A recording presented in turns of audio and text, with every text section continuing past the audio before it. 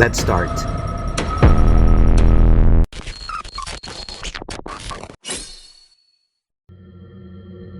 And I will give you examples about how this looks in today's world. Let's talk about the corporate boardroom. The leader who continuously champions team values while secretly exploiting offshore labor or sacrificing safety standards to meet quarterly targets. They maximize profit while maintaining a perfect ethical persona on their jobs and their social medias and everywhere. I'll give you a good example. If you work in back of house and you work for and this happens a lot in retail, and in order to meet this year's sale, you have to increase the amount of incoming shipment. Now, this means there's going to be more work overload. That means that you will have to do the job of two people. Although your hours would not change, your pay would not change. And if there's more boxes and the area where you work is not big enough to support this new change, this new operation, and everyone is put in harm's way, we're starting to see the Machiavellian behaviors on the leader, putting their ego, putting their objectives over their people. And this happens very commonly. It's just not told. Most people don't want to speak because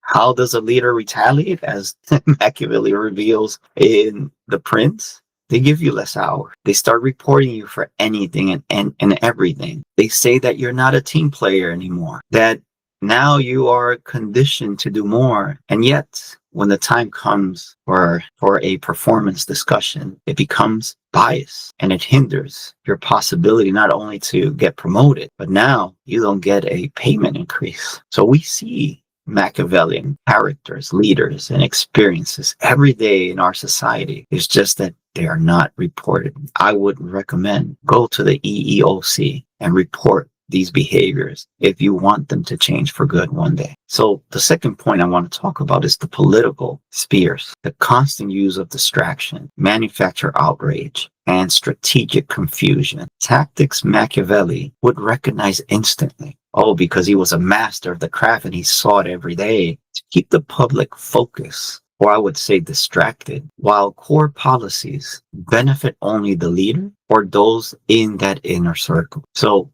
again, this goes attached with the manipulation of giving you more work and telling you that these changes are necessary. But at the end of the day, there's only one beneficiary or a selective group that benefits from this. And this happens a lot. There's this division between managerial, executive, corporation, managerial, and employees. If you notice, there's a separation between the employee and the management team. And then there's another separation between the management team and the executives. And then there's another separation between the executive teams and those high executives and CEOs. And you can see the tiers. The employee does not trust the management team because think about it. If a store makes its goal or a company makes a goal, not everyone receives the bonus. Only a selected few. And those on the top will receive the higher end of it. Those in the bottom will receive less. And those on the very bottom will receive absolutely nothing. So what do?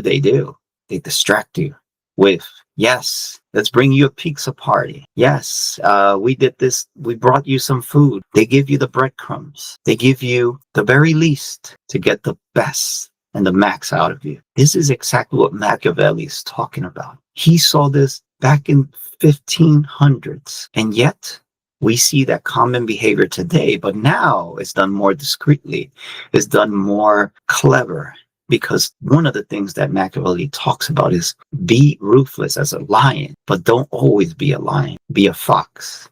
Be clever. Be suitable. And if this sounds familiar, if you're seeing this, the question is, what could you do to change these Machiavellian systems? Perhaps Machiavelli is right, and because everyone is looking for their own good, power, money, fame, elitism, that it doesn't matter. If it's only one of you, but 1,000 of them, will you be able to win? Don't be fooled, ladies and gentlemen out there. Machiavelli warns us about this, and if you, I encourage you to read this book because you will see the traits that I'm talking about in today's world, at your job, at your schools, everywhere around it. Even if you're catching yourself with it, maybe it's time for self-reflection and you can lead yourself to a better good, a moral good. Also, let's talk about the social media economy. The influencer who masters the narcissistic need for constant external validation, manipulating their audience, emotions for views and profit. They built vast empires based entirely on the strategic dishonesty of their persona. So a lot what you see in social media is not what you get in real life. And I'm not saying that everyone in social media is wearing this hypocrisy mask. No, I do believe that there's more good than evil. But what I want to emphasize is that not everyone has a perfect life as seen in social media. Everyone has deficiencies. What you might see pretty on the screen might be smelly in person. You can't smell through a camera, correct? But yet you can see beauty through your eyes, through the camera, but you can't smell until you see that person. This is what I'm trying to warn you. Not everything you see in the screen is true. There's ways to identify if somebody's being genuine or not. And you can tell through just reference and who's really trying to just call the attention, or they're trying to really expose who they really are. And when somebody's honest, there's very little need for editing and bringing all these breaking news and trying to jump into the wagon of what's happening right now that is popular. They will stay with their conviction no matter what happens around the world. This is one of the traits that Machiavelli tells us. Machiavelli warns us of those that are led by emotions, are easily manipulated, they're easily deceived because they're not using the logic to see how beneficial this can be for them. And if it's something that they really need. At least in Machiavellian behavior, the need for power calls to more power, but yet they understand that they don't have time for charity. They don't have time for doing good deeds because that's just for little kids and religious people and people that are weak. And there's no time to be invested on that. Oh, and this is the most important one, I believe. And I believe it's the most insidious of Machiavelli's tactics. Is what I call the Hero Gambit. Kind of like the story I just told you a few minutes ago. This is the blueprint for sending others to do the morally dirty work for you. And then when the deed is done, or the situation turns sour, this is the perfect time to betray, and sacrificing those agents just like chess pieces on a board to maintain the image of integrity. So what am I trying to say is that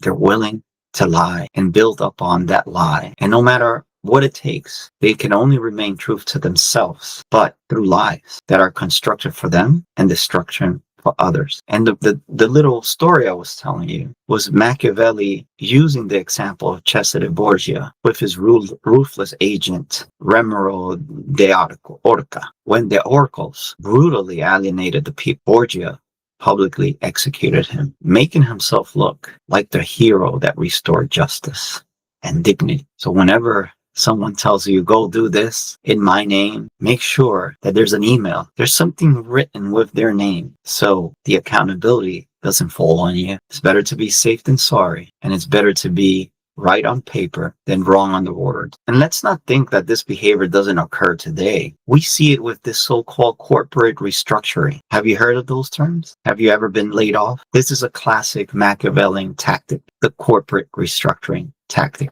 The leader tasks a subordinate with cutting costs as the gimmick, firing a department or enforcing unpopular policy. When morale collapses and it's visible and noticeable around the building, the leader fires the subordinate, announcing the move as a return of caring culture. The subordinate becomes the scapegoat and the leader saves their hero mask. How convenient. Wouldn't you be afraid to work for someone like this? Well, the ethical lesson remains, and it's easy to see if somebody's a real hero. And I will tell you how to recognize a real leader hero. Is someone that will always face adversity first. They're the ones that take the first step. And then as they figure things out, they will come and teach you. They will mentor you. They will lead you. They will not ask for you to do something they don't do themselves and lead by example. They will make sure that in order for everyone else to grow, they become smaller. They're always looking for the talents, recognition, and finding the proper positions for them to flourish at their highest stake. A leader hero thinks all the contrary about power and the need for more power. For a hero leader, giving power away